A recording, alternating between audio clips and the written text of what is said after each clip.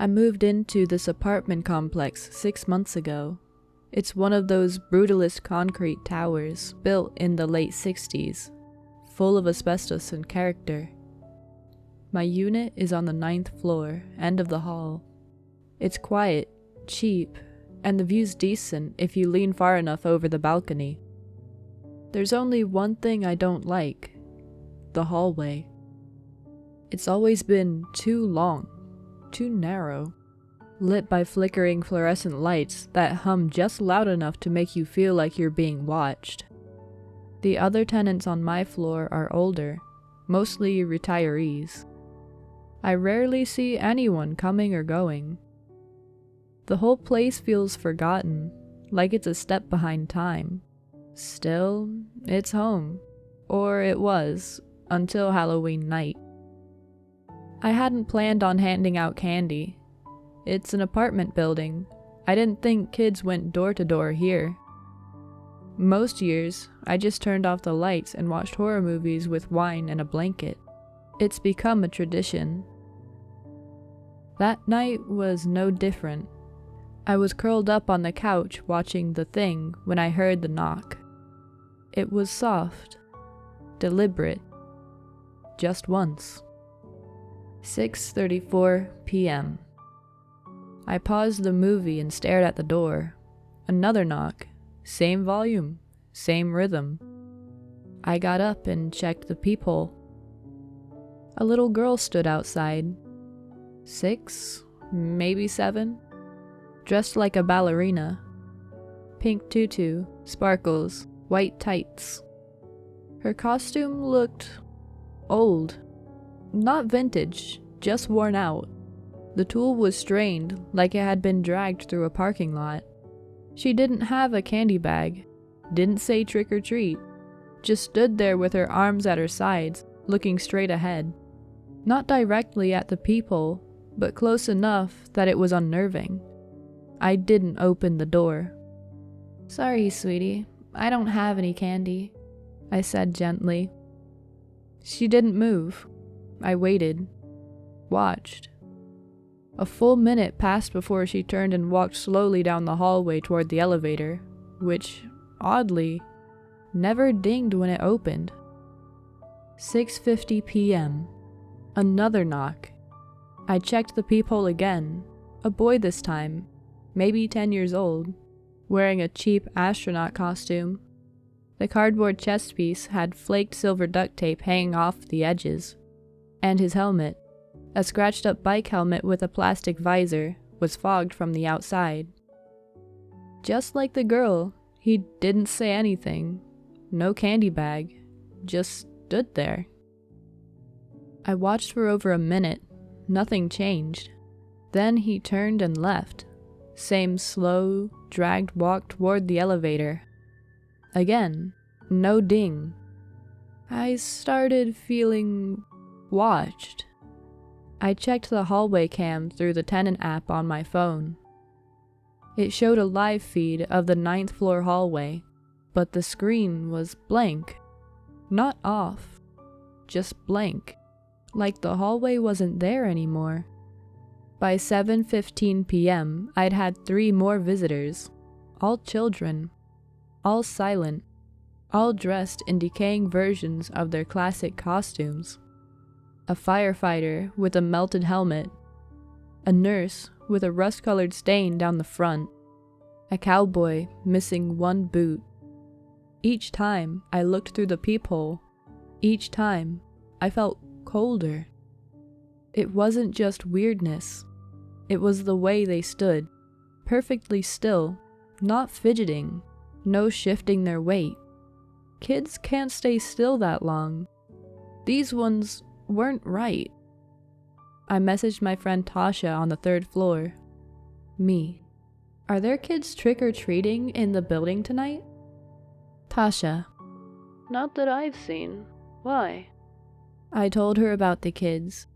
She sent back a skull emoji and said, "Creepy AF." Then nothing. At 8:03 p.m., the ballerina came back. Same girl, same spot. Only this time, she was facing the peephole. Her eyes didn't blink. Her head twitched slightly every few seconds, like someone had dropped a needle on a broken record.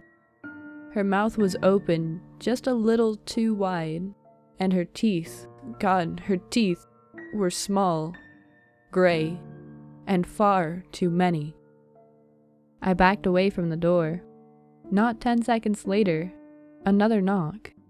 Softer this time, almost curious. I didn't move. The knock came again, then a third time, gentle, rhythmic, as if she were knocking to a beat that only she could hear. I stayed in the kitchen until 9 p.m. That's when the adult knocked. 3 firm knocks, sharp, final. I checked the peephole. No one. But the hallway had changed. Gone was the dim fluorescent light. Instead, there was a flickering orange glow, like from a dying fire.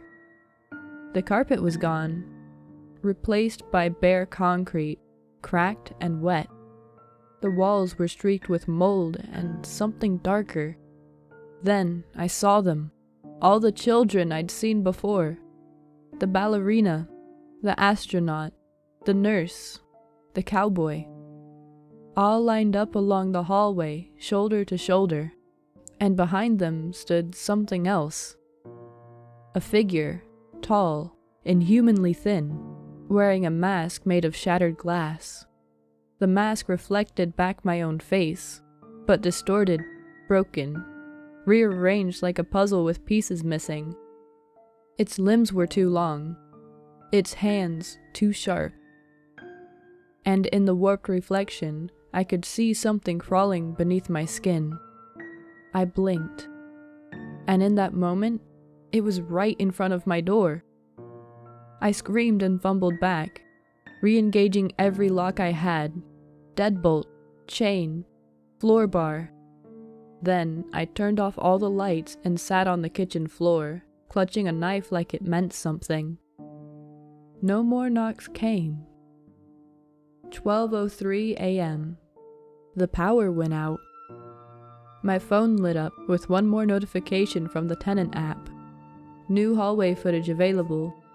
9th floor, 11:59 p.m. Watch. I clicked it.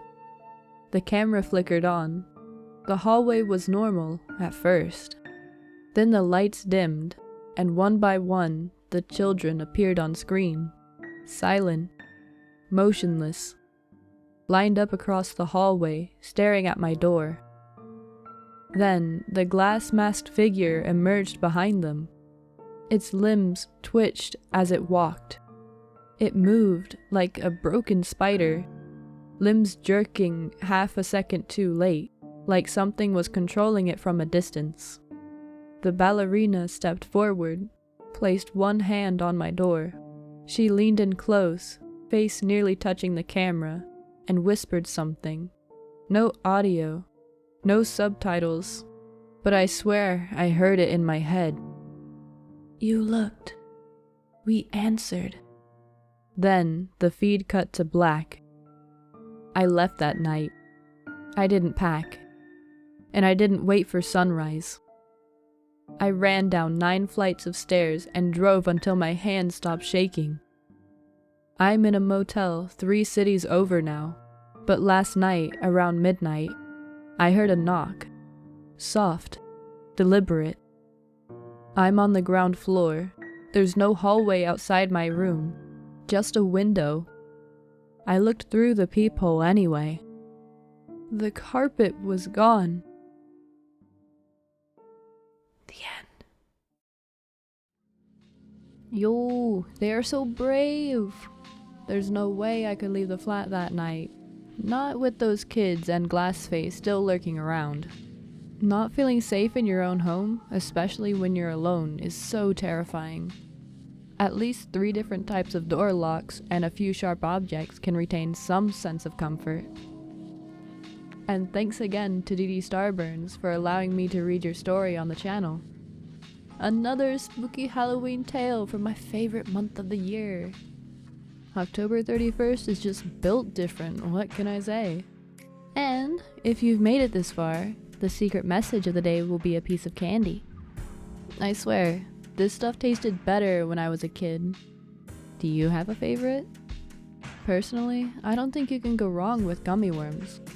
You can even put them in your drink and it absorbs some of the flavor. Don't forget to leave a like on this video if you liked it, or dislike it if you didn't. And maybe consider subscribing if you haven't already, if you want to hear more stories like this. Also, a link to the Discord as always will be found in the description below. Check it out if you're down to chat. Or if you want to join in on some spooky or not so spooky activities. But that's all I have to say for now. See you next time. Bye!